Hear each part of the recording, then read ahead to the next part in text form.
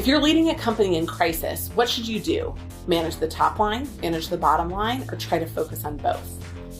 There's no one perfect one-size-fits-all answer, but there are definitely some key learnings that we can have by looking at the 3 strategies, which we'll do today in this episode. Our focus is on understanding why a business might succeed more by deploying one strategy over another, both in the short and the long term, and when those strategies may not be right. We'll dive into that and more in this episode.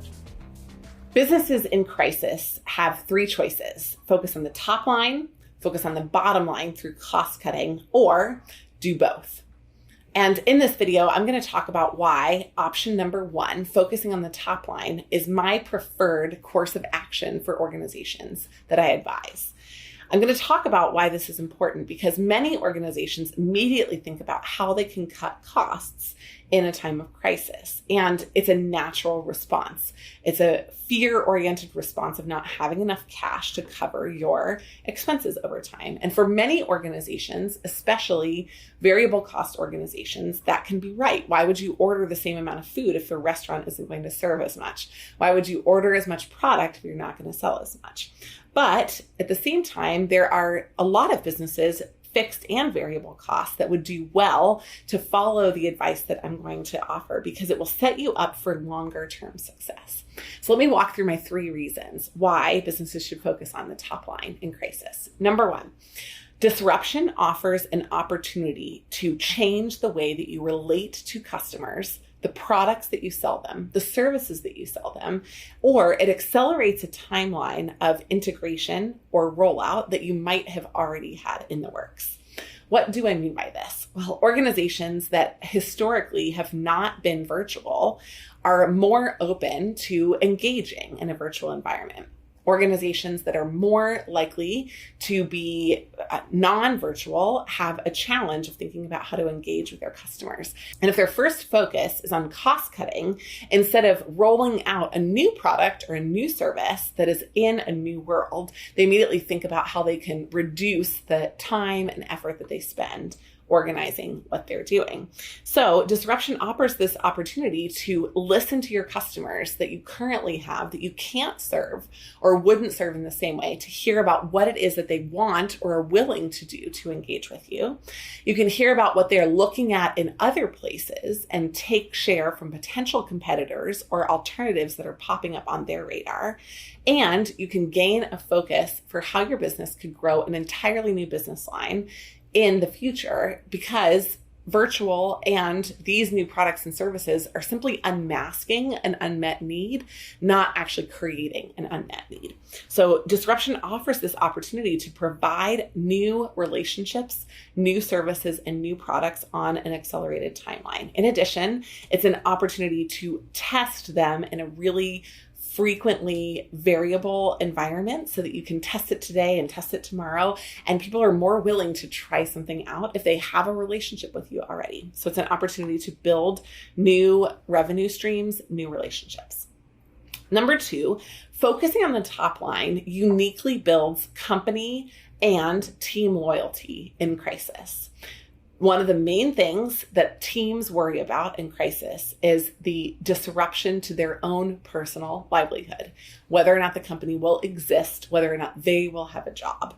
And focusing on the top line gives everybody something to reach for, something to achieve, and something that preserves in a roundabout way exactly what they're worried about losing.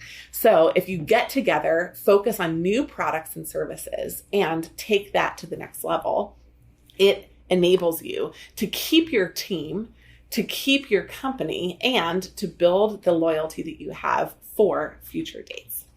And then number 3, the reason that cost cutting can be so damaging to organizations is that it can disrupt business recovery later. So while it may seem like a great short-term effort to cut your costs now, if you lose people or you lose supplier relationships or you lose leases or you lose opportunities, then you miss out on those cost-cutting chances that you took for what you want to use later. So let's say, for example, you let somebody go inside your company and they're good, but you were worried about not being able to maintain payroll for them. Sure, fine, totally valid concern. However, if you are going to grow again at some point, and if that person was necessary, then you'll need to rehire. And now you need to go through the extensive hiring, training, and onboarding process. And so sometimes there are hidden costs in cost cutting that aren't completely factored in.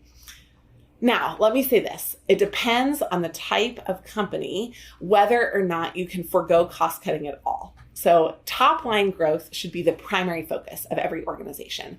Getting more revenue through the door, having more of a focus of people maintaining the business, building the business for the future, identifying and pivoting into new products and services. All of that is good.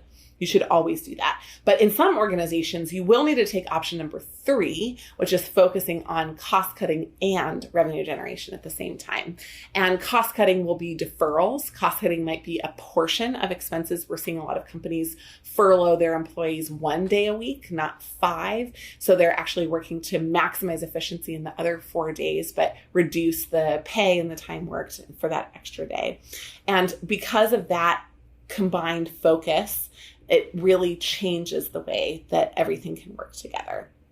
In addition, it depends on whether the company is primarily a fixed or a variable cost business. And a fixed cost business, a sharp decline in revenue can be devastating because you have almost nothing to do except for cutting costs to respond. And the short-term cash burn of keeping those costs up can decimate your business. And so you have to have either significant cash on hand or cut costs. It's really not an option in a fixed cost business.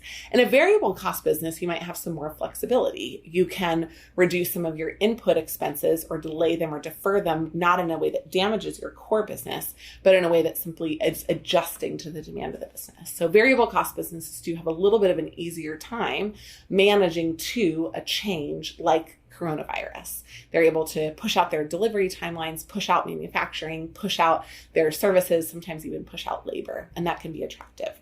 In addition, companies that have very highly valuable human capital, people that are difficult to source and difficult to train, are going to want to be more sensitive to not letting those human capital go or get disgruntled during a time of crisis. Whereas those that have more replaceable human capital, and humans are never replaceable, but in some organizations, it's not hard to find somebody else and train them to do a job that was already there before. It might take 1 day or a week, but not a year like it could in some other roles. So having the right people in the right roles might be worth maintaining rather than having to go through the hiring process again. So again, businesses that are variable costs have a little bit more flexibility. Businesses that are also focused on labor that are really, really high performance, that take a long time to train and integrate into a culture, they're going to be a little less focused on some of the challenges and changes. They're going to work harder to maintain those.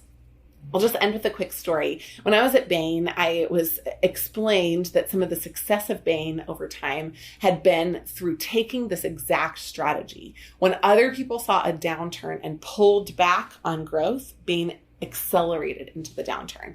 How did they do that? They invested in their people. They maintained a no layoff policy and kept cash in order to make sure that they could do that even in times of radical disruption. And they pursued new lines of business. And in order to do that, they bought all hands on deck, focus on the new lines of business. And then they were able to, at the downturn, 2 to 3 years before their competitors, more aggressively enter new markets, build market share, and build products or build onto the products that they had developed. And so I would have never thought of this as my primary mode of operating unless I had been at Bain. I would have thought in a crisis, you conserve cash. That would have been my natural focus. And it changed fundamentally the way that I think as a business operator, the way that I think as an investor, and the way that I think going forward in advising other businesses. Managing through crisis is never easy. So if you want somebody to advise and strategize with you, we're here at Management Consulted to help you. We have an amazing team of ex-consultants who love to take a look at strategies and give new, fresh, and innovative ideas. You can find us at managementconsulted.com. In addition, if you have an idea for a future episode or just want to join us for the ride, please subscribe to the podcast or send us an email, team@managementconsulted.com. We have great material on our website, Management Consulted, and also on our YouTube channel. Thanks for joining us for the ride.